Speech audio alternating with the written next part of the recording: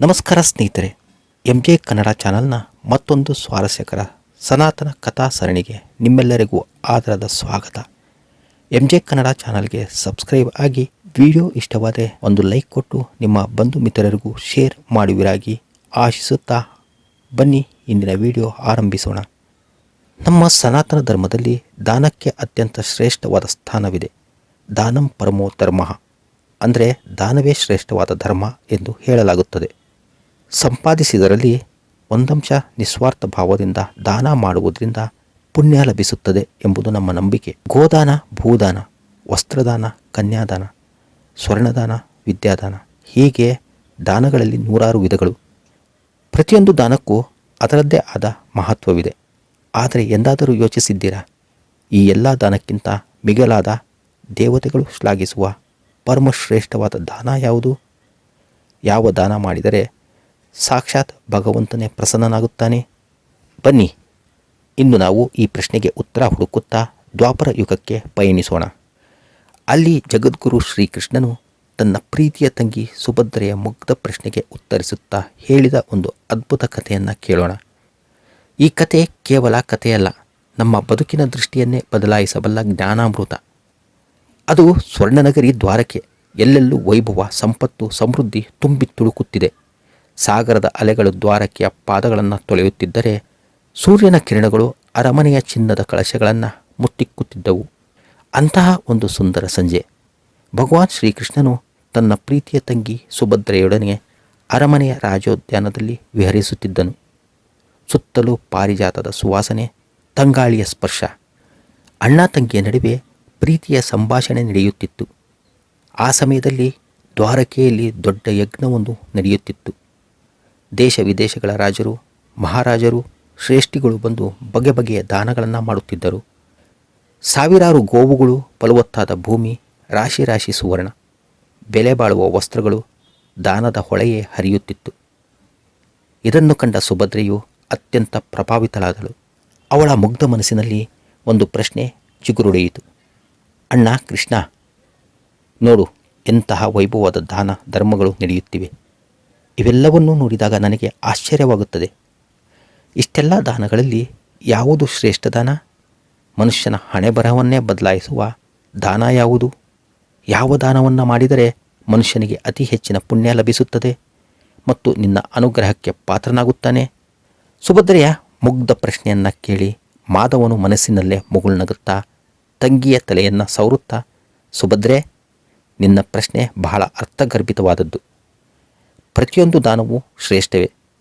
ಆದರೆ ದಾನಗಳಲ್ಲೆಲ್ಲ ಮಹಾದಾನ ಎನಿಸಿಕೊಳ್ಳುವುದು ಯಾವುದು ಎಂದು ತಿಳಿಯಬೇಕಾದರೆ ನಾನು ನಿನಗೊಂದು ಕಥೆಯನ್ನು ಹೇಳಬೇಕು. ಇದು ಕೇವಲ ಕಥೆಯಲ್ಲ, ಧರ್ಮದ ಸೂಕ್ಷ್ಮತೆಯನ್ನು ವಿವರಿಸುವ ಸತ್ಯ ಘಟನೆ. ದಯವಿಟ್ಟು ಕೇಳು ಎಂದನು. ಸುಭದ್ರೆಯು ಸಂಪೂರ್ಣವಾಗಿ ಕಿವಿಯಾದಳು. ಜಗತ್ತಿನ ಕಣ್ಣು ತೆರೆಸುವ ಆ ಕಥೆಯನ್ನು ಕೇಳಲು ಸಿದ್ಧಳಾದಳು. ಶ್ರೀಕೃಷ್ಣ ಪರಮಾತ್ಮನು ಕಥೆಯನ್ನು ಆರಂಭಿಸಿದ. ಸುಭದ್ರೆ, ಬಹಳ ಹಿಂದಿನ ಕಾಲ, ಕುರುಕ್ಷೇತ್ರದ ಪವಿತ್ರ ಭೂಮಿಯ ಸಮೀಪದಲ್ಲಿ ಉಂಚರುತಿ ಎಂಬ ಹೆಸರಿನ ಒಬ್ಬ ಸತ್ಯನಿಷ್ಠ ಬ್ರಾಹ್ಮಣನು ವಾಸವಾಗಿದ್ದನು. ಅವನಿಗೆ ಪತ್ನಿ, ಮಗ, ಸೊಸೆ ಇದ್ದರು. ಅವರದ್ದು ಅತ್ಯಂತ ಬಡತನದ ಸಂಸಾರ.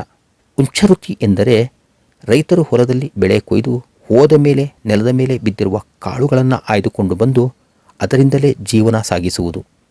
ಅಂತಹ ಕಠಿಣ ವ್ರತವನ್ನು ಪಾಲಿಸುತ್ತಿದ್ದ ಆ ಕುಟುಂಬ ಬಡತನದಲ್ಲಿದ್ದರೂ ಧರ್ಮದಿಂದ ಒಂದು ಹೆಜ್ಜೆಯೂ ವಿಚಲಿತರಾಗಿರಲಿಲ್ಲ. ಆದರೆ ವಿಧಿಯ ಪರೀಕ್ಷೆ ಬೇರೆಯೇ ಇತ್ತು. ಆ ಪ್ರಾಂತ್ಯದಲ್ಲಿ ಹಿಂದೆಂದೂ ಕಂಡರಿಯದ ಭೀಕರ ಬರಗಾಲ ಆವರಿಸಿತ್ತು. ನದಿ ಕೆರೆಗಳು ಬತ್ತಿ ಭೂಮಿ ಬರಡಾಗಿ ಬಿರುಕು ಬಿಟ್ಟಿತ್ತು. ಹೊಲಗಳಲ್ಲಿ ಬೆಳೆ ಇರಲಿಲ್ಲ. ಕಾಳು ಕಡ್ಡಿಗಳಿಗಾಗಿ ಹಾಹಾಕಾರ ಎದ್ದಿತ್ತು. ಉಂಚರುತಿಯ ಕುಟುಂಬದ ಪರಿಸ್ಥಿತಿ ಅತ್ಯಂತ ಶೋಚನೀಯವಾಗಿತ್ತು. ಹೊಲಗಳಲ್ಲಿ ಆಯ್ದುಕೊಳ್ಳಲು ಒಂದೇ ಒಂದು ಕಾಳು ಸಿಗುತ್ತಿರಲಿಲ್ಲ. ದಿನಗಳು ಕಳೆದವು, ವಾರಗಳು ಉರುಳಿದವು. ಆ ಇಡೀ ಕುಟುಂಬ ಅನ್ನ ನೀರಿಲ್ಲದೆ ಉಪವಾಸದಿಂದ ಕೃಶರಾಗತೊಡಗಿದರು. ಹಸಿವಿನ ಬೆಂಕಿ ಹೊಟ್ಟೆಯನ್ನು ಸುಡುತ್ತಿತ್ತು. ಆದರೆ ಅವರ ಮುಖದಲ್ಲಿ ಧರ್ಮದ ತೇಜಸ್ಸು ಮಾತ್ರ ಮಾಸಿರಲಿಲ್ಲ. ಹಲವು ದಿನಗಳ ನಿರಂತರ ಉಪವಾಸದ ನಂತರ ಒಂದು ದಿನ ಆ ಬ್ರಾಹ್ಮಣನು ಎಲ್ಲೋ ಅಲೆದಾಡುತ್ತಿರುವಾಗ ಅದೃಷ್ಟವಶಾತ್ ಅವನಿಗೆ ಸ್ವಲ್ಪವೇ ಜವೆ ಗೋಧಿಯ ಹಿಟ್ಟು ಸಿಕ್ಕಿತು. ಅದನ್ನು ಕಂಡ ಅವನ ಕಣ್ಣುಗಳು ಆನಂದದಿಂದ ತುಂಬಿ ಬಂದವು. ಅಬ್ಬಾ, ಭಗವಂತ ಕರುಣೆ ತೋರಿದ ಅಂದುಕೊಂಡು ಆ ಹಿಟ್ಟನ್ನು ಬಟ್ಟೆಯಲ್ಲಿ ಕಟ್ಟಿಕೊಂಡು ಸಂತೋಷದಿಂದ ಮನೆಗೆ ಓಡಿದನು. ಮನೆಗೆ ಬಂದ ಉಂಚರುತಿಯು ತನ್ನ ಪತ್ನಿಯ ಕೈಗೆ ಆ ಹಿಟ್ಟನ್ನು ನೀಡಿ, ದೇವಿ, ನೋಡು, ಎಷ್ಟೋ ದಿನಗಳ ನಂತರ ಭಗವಂತ ನಮಗೆ ಆಹಾರ ಕರುಣಿಸಿದ್ದಾನೆ. ಬೇಗ ಇದರಿಂದ ನಮಗೆ 4 ಜನರಿಗೆ ರೊಟ್ಟಿಗಳನ್ನು ಸಿದ್ಧಪಡಿಸು. ಇಂದು ನಮ್ಮ ಹಸಿವು ನೀಗಲಿದೆ ಎಂದನು. ಆ ಸಾಧ್ವಿಯು ಆ ಚಿಕ್ಕ ಹಿಟ್ಟಿನಿಂದ 4 ಚಿಕ್ಕ ರೊಟ್ಟಿಗಳನ್ನು ತಯಾರಿಸಿದಳು. ಮನೆಯವರೆಲ್ಲರೂ ಸ್ನಾನ ಸಂಧ್ಯಾ ವಂದನೆಗಳನ್ನು ಮುಗಿಸಿ ದೇವರನ್ನು ಪ್ರಾರ್ಥಿಸಿ ಕೃತಜ್ಞತೆಯಿಂದ ಆ ರೊಟ್ಟಿಗಳನ್ನು ತಿನ್ನಲು ಕುಳಿತರು. ಹಲವು ದಿನಗಳ ಹಸಿವಿನಿಂದ ಬಳಲಿದ್ದ ಅವರು ರೊಟ್ಟಿಯ ಮೊದಲ ತುತ್ತನ್ನು ಬಾಯಿಗಿಡಬೇಕು. ಅಷ್ಟರಲ್ಲಿ ಅವರ ಮನೆಯ ಬಾಗಿಲು ಯಾರೋ ಮೆಲ್ಲಗೆ ತಟ್ಟಿದ ಸದ್ದಾಯಿತು. ಬ್ರಾಹ್ಮಣನು ಎದ್ದು ಹೋಗಿ ಬಾಗಿಲನ್ನು ತೆರೆದ. ಅಲ್ಲಿ ಹಸಿವಿನಿಂದ ಸಂಪೂರ್ಣವಾಗಿ ಜರ್ಜರಿತನಾದ, ನಡೆಯಲು ಶಕ್ತಿಯಿಲ್ಲದ ಒಬ್ಬ ಅತಿಥಿ ನಿಂತಿದ್ದ. ಅವನ ಕಣ್ಣುಗಳು ಒಳಗೆ ಹೋಗಿದ್ದವು. ದೇಹವು ಮೂಳೆಗಳ ಹಂದರವಾಗಿತ್ತು. ಮಹಾಶಯ, ನಾನು ಹಲವು ದಿನಗಳಿಂದ ಪ್ರಯಾಣ ಮಾಡುತ್ತಿದ್ದೇನೆ. ಏನನ್ನೂ ತಿಂದಿಲ್ಲ. ಹಸಿವಿನಿಂದ ನನ್ನ ಪ್ರಾಣ ಹೋಗುತ್ತಿದೆ. ದಯವಿಟ್ಟು ತಿನ್ನಲು ಏನಾದರೂ ಇದ್ದರೆ ನೀಡಿ, ನನ್ನ ಪ್ರಾಣ ಉಳಿಸಿ ಎಂದು ಅವನು ಬೇಡಿದನು. ಅತಿಥಿ ದೇವೋಭವ ಎಂಬ ವೇದವಾಕ್ಯವನ್ನು ಪಾಲಿಸುತ್ತಿದ್ದ ಉಂಚರುತಿಯು ಒಂದು ಕ್ಷಣ ಯೋಚಿಸಲಿಲ್ಲ. ಅಯ್ಯ, ಒಳಗೆ ಬನ್ನಿ, ನಮ್ಮ ಭಾಗ್ಯ, ಇಂದು ನೀವು ನಮ್ಮ ಮನೆಗೆ ಬಂದಿದ್ದೀರಿ ಎಂದು ಅವನನ್ನು ಆದರದಿಂದ ಒಳಗೆ ಕರೆತಂದನು. ತಾನು ತಿನ್ನಬೇಕಿದ್ದ ತನ್ನ ಪಾಲಿನ ರೊಟ್ಟಿಯನ್ನು ಅತ್ಯಂತ ಶ್ರದ್ಧೆಯಿಂದ ಆ ಅತಿಥಿಗೆ ಸಮರ್ಪಿಸಿದನು. ಅತಿಥಿ ರೊಟ್ಟಿಯನ್ನು ಒಂದೇ ಕ್ಷಣದಲ್ಲಿ ತಿಂದು, ಅಯ್ಯ, ನನ್ನ ಹಸಿವು ಇನ್ನೂ ನೀಗಿಲ್ಲ ಎಂದನು. ಇದನ್ನು ಕೇಳಿದ ಬ್ರಾಹ್ಮಣನ ಪತ್ನಿಯು, ಸ್ವಾಮಿ, ಚಿಂತಿಸಬೇಡಿ, ನಾನು ಇದ್ದೇನಲ್ಲವೇ ಎಂದು ಹೇಳಿ ತನ್ನ ಪಾಲಿನ ರೊಟ್ಟಿಯನ್ನು ಸಂತೋಷದಿಂದ ಅತಿಥಿಗೆ ಬಡಿಸಿದಳು. ಅದನ್ನು ತಿಂದರೂ ಅತಿಥಿಯ ಹಸಿವು ಇಂಗಲಿಲ್ಲ. ನಂತರ ಅವರ ಮಗನು ಮುಂದೆ ಬಂದು, ತಂದೆ ತಾಯಿಯರಿಗಿಂತ ಮಗ ದೊಡ್ಡವನಲ್ಲ, ಅತಿಥಿ ಸತ್ಕಾರವೇ ನಮ್ಮ ಧರ್ಮ ಎಂದು ತನ್ನ ರೊಟ್ಟಿಯನ್ನು ಕೊಟ್ಟನು. ಅತಿಥಿಯು ಅದನ್ನು ತಿಂದ. ಈಗ ಉಳಿದದ್ದು ಒಂದೇ ರೊಟ್ಟಿ, ಅದು ಸೊಸೆಯ ಪಾಲು. ಆ ಸಾಧ್ವಿ ಸೊಸೆಯು ಅತ್ತೆ, ಮಾವ, ಪತಿಯನ್ನು ನೋಡಿ, ನಿಮ್ಮೆಲ್ಲರ ಸೇವೆಗಿಂತ ಮಿಗಿಲಾದದ್ದು ನನಗೇನಿದೆ?